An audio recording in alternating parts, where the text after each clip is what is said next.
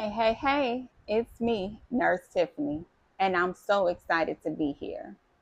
As you all noticed, this video is coming a little late, and that's because the course was so, I don't want to say hard, but it was just so much content to go over. I couldn't find the additional time to try to record every single week. I had to lock in, I had to stay focused, and I had to get to it. But I wanted to piggyback because I feel like I have all the information to help you all succeed, hopefully, to help decrease your anxiety and so that you could be just as successful as I was on this midterm. So let's get into it.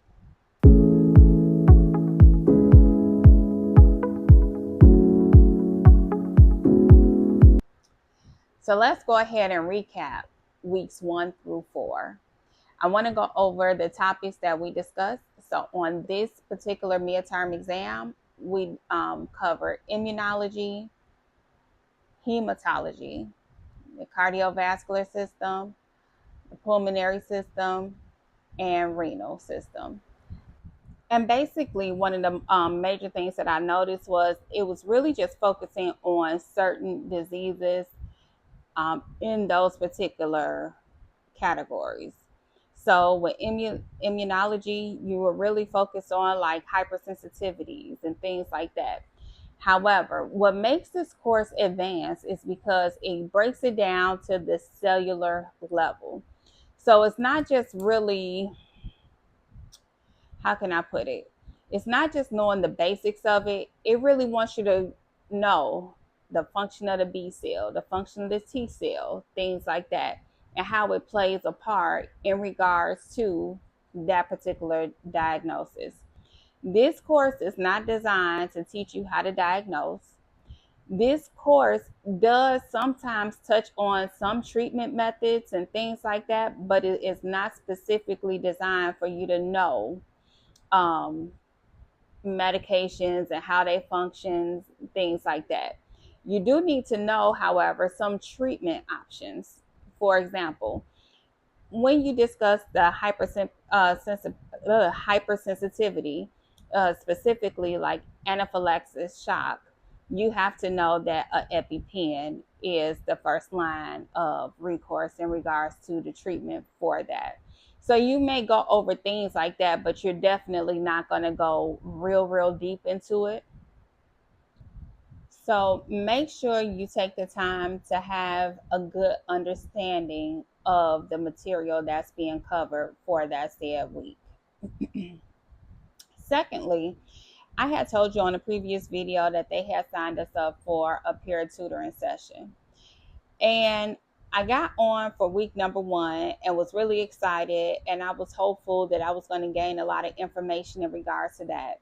However, I found that trying to listen to the live webinars that the one of the instructors were giving and going to the peer tutoring session was more of a distraction than anything else.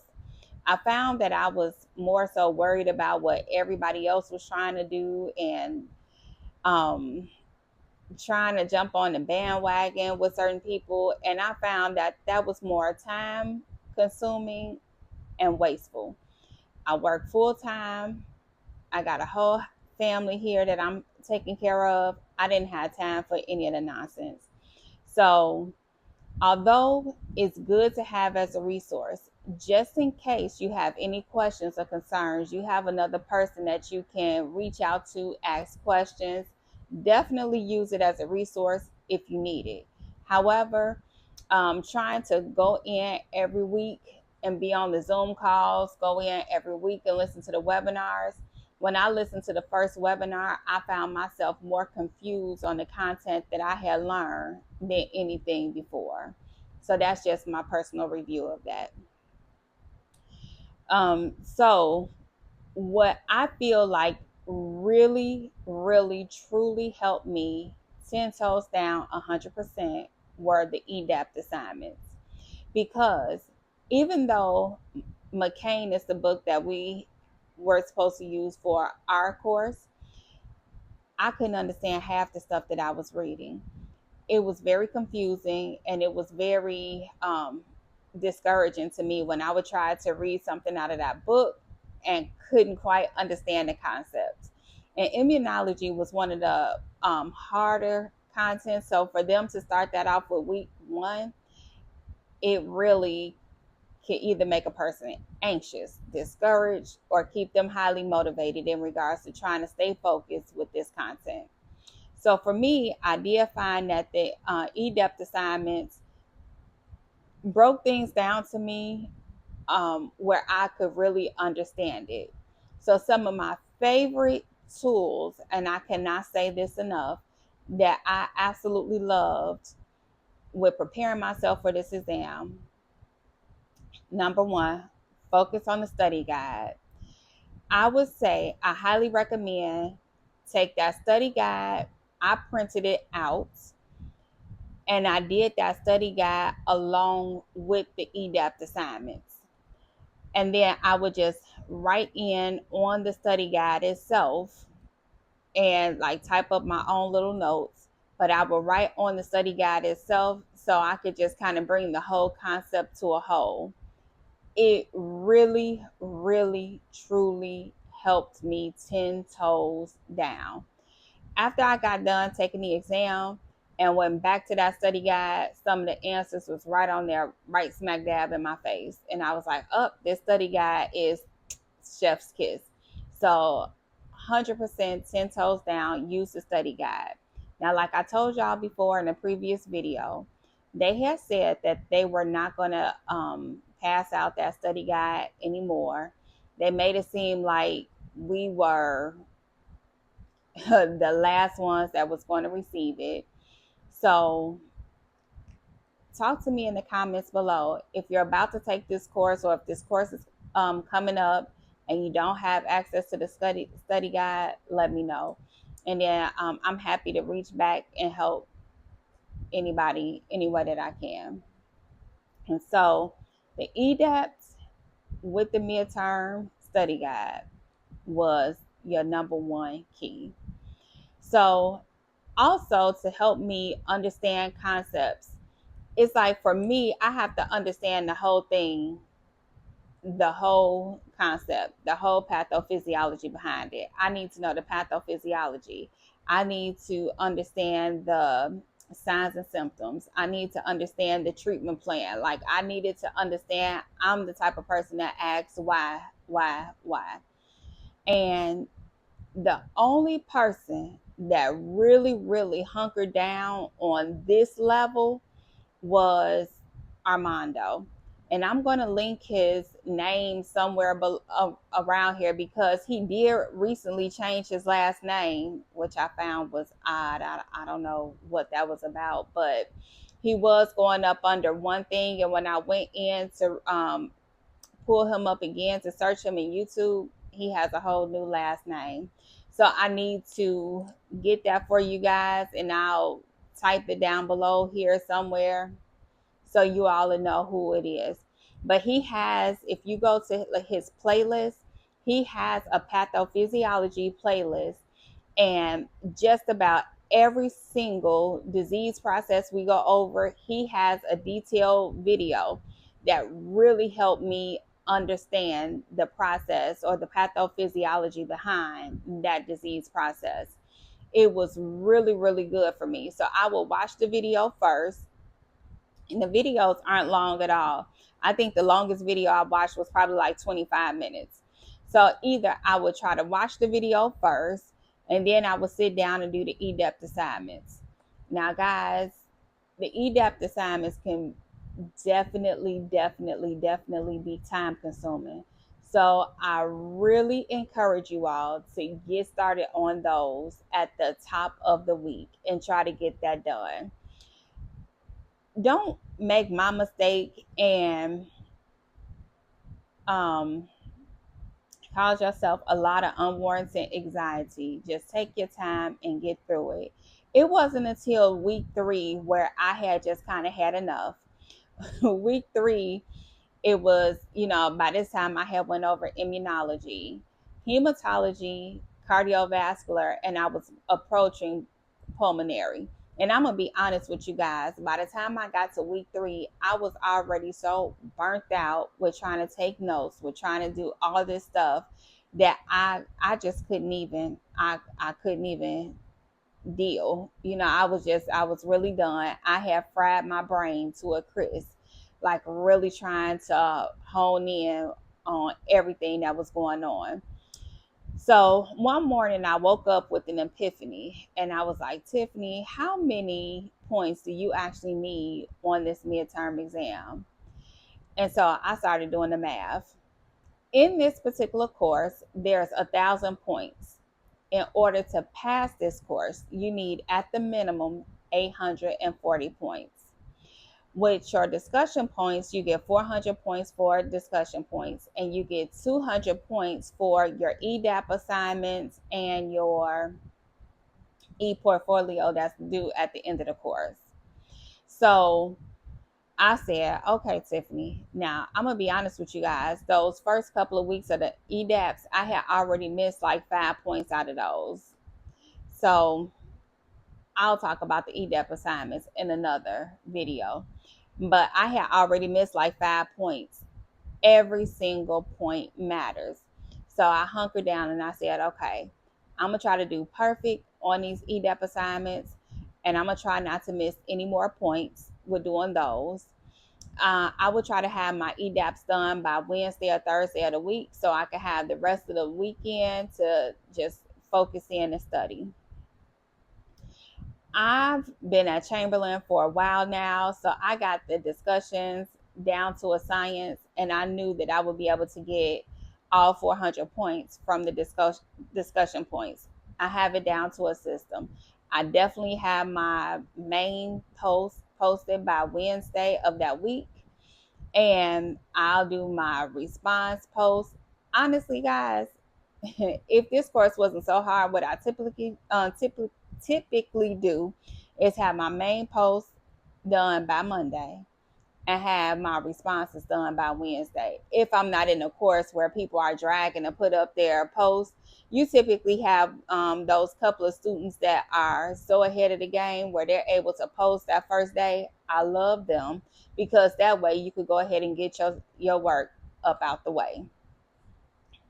Also, you want to make sure your instructor has posted their post or asked their question, because this course, my instructor was phenomenal. That Monday, she would have her question down there so you could answer her question and you could be done, because in the Master Prepare courses, they want you to respond to an instructor and to your peers. So I love this course. I love the professor for this, because she was Johnny on the spot.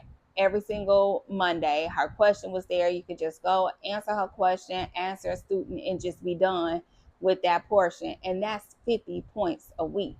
You cannot leave those points on the table. Do those discussion points, because you need that leverage. So I have figured out that I only needed 120 points on each exam to pass the course at the bare minimum. So I said, you know what? By week 3, y'all, I just didn't have it in me. I did the pulmonary review, but I didn't have it in me to sit here and keep writing it all down and doing all this. I was done. I actually took week 3 as kind of like a mental break to myself, because I just couldn't do it.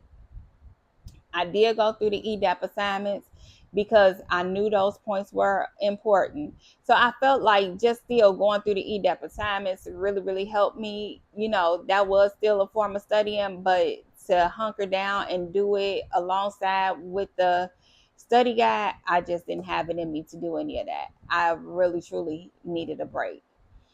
So week 4 comes along, and now we got to go over the renal system in regards to like urinary tract infections, things like that. And I felt like, okay, I really kind of understand that, so it should be fairly easy.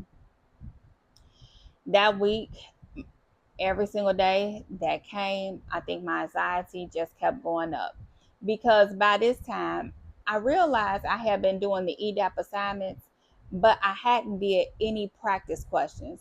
So now I was on a hunt. I'm like, oh my God, I need to start practicing some scenario based questions. And I couldn't find them anywhere. I did go on Quizlet.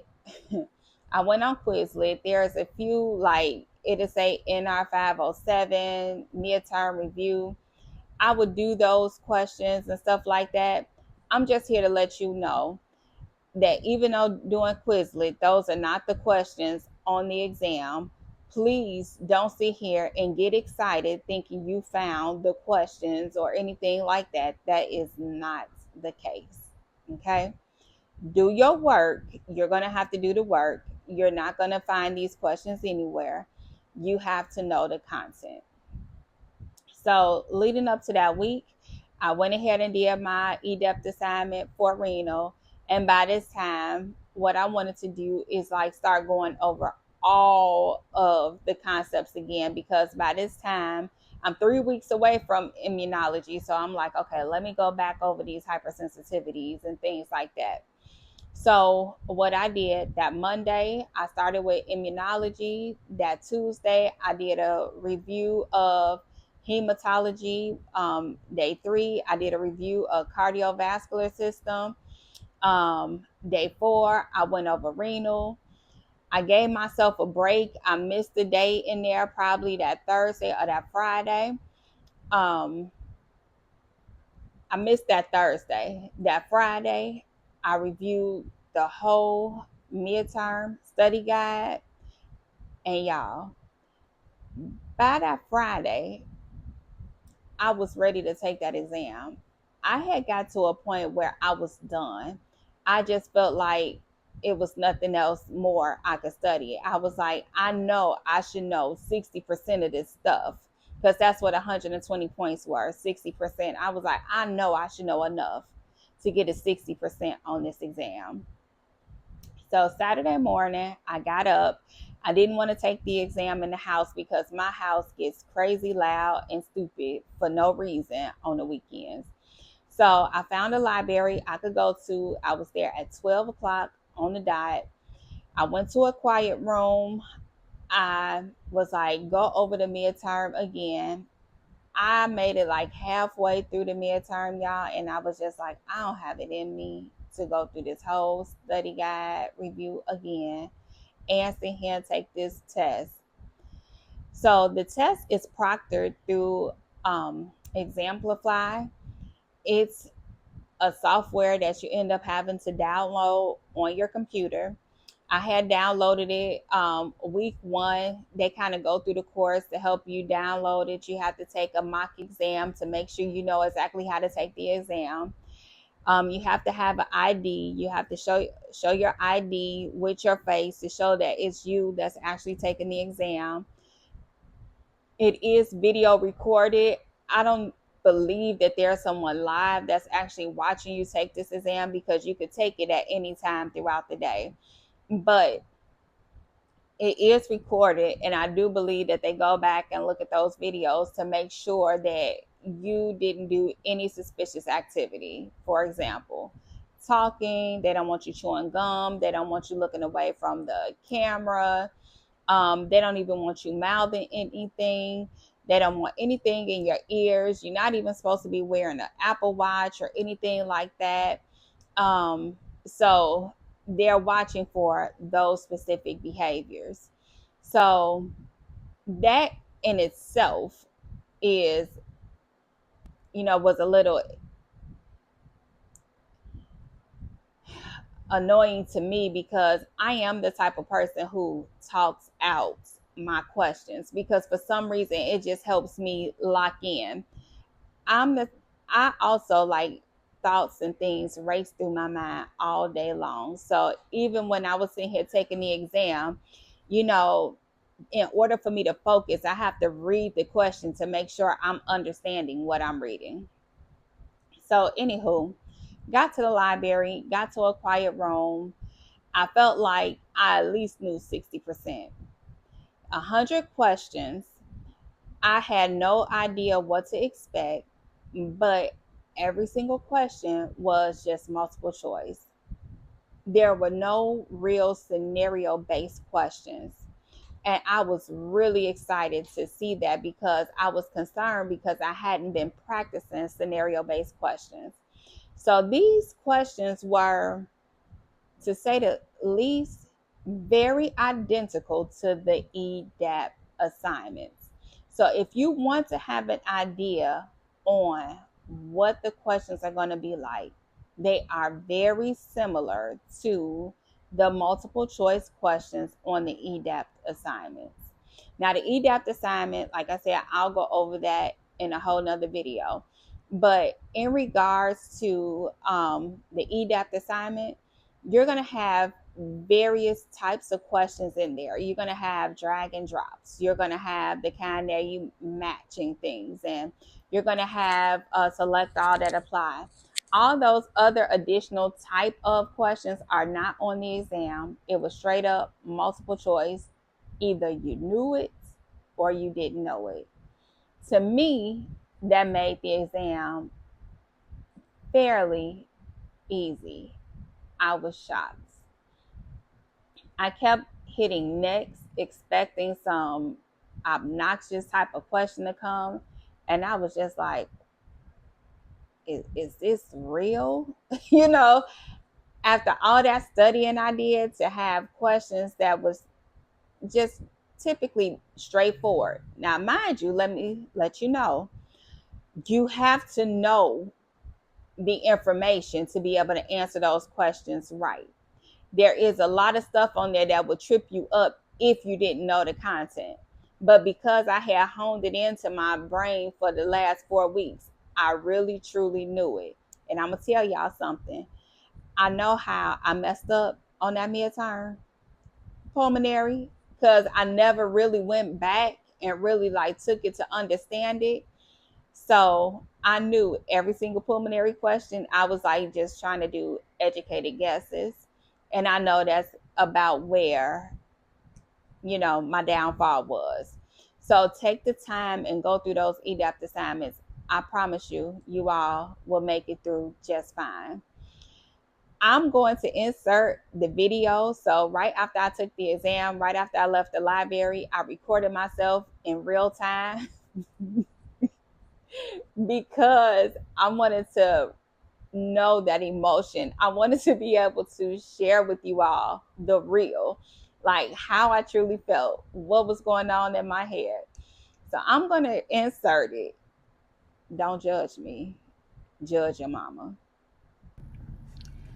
So I wanted to come out here and record this in real time so that I can tell you as much as I can remember in regards to this test.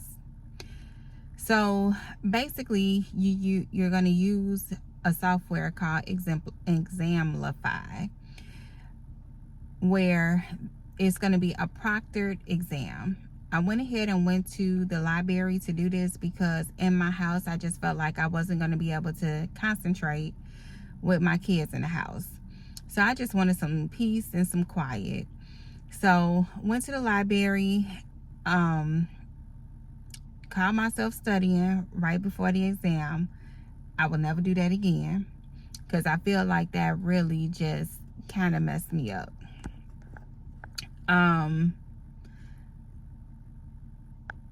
The study guide was dead on. Majority of the answers were from that study guide. The other tool that I felt like helped me the most with this exam was probably the EDAPT assignments, because there were some things that were on this exam that was not covered in the study guide. Like BPH to stand out specifically. There were like 3 or 4 questions on BPH alone in regards to the study guide. I feel like the exam went over every single system really, really well. I feel like the questions weren't as difficult as I expected them to be. They weren't paragraph, lengthy, long questions. They were pretty much questions straight to the point. Moving forward, I definitely know how I'm going to prepare for the final exam. I'm definitely going to use the study guide as my main focal point to make sure I understand the processes that we're going to be tested over. I'm definitely going to hone in on the e-depth assignments for understanding. And I'm definitely going to use the YouTube videos for understanding. I honed in on one person for YouTube, and his name was Armando. Last name starts with an H. I'm going to make sure that I'm able to locate him and get the correct spelling of his name so I could tell you guys. But his videos were absolutely phenomenal, and I felt like they really helped me understand. The questions were kind of straightforward. Either you knew the information or you just definitely didn't know it.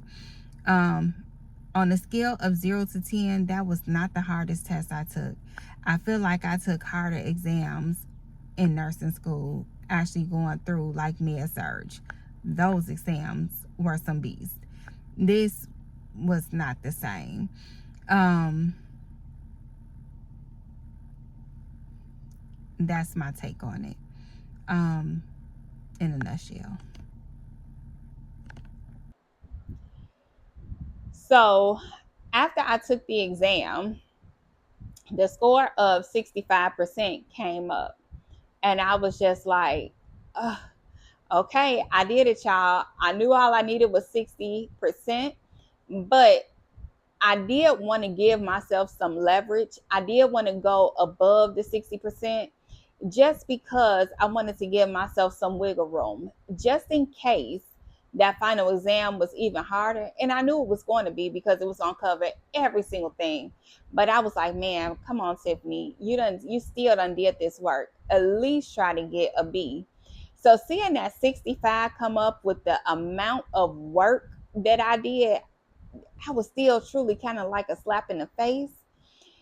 And like I said to you all in a previous video, it does something to my mental. When I go to that grade book and just see an F in there, I just did not want to see that for myself.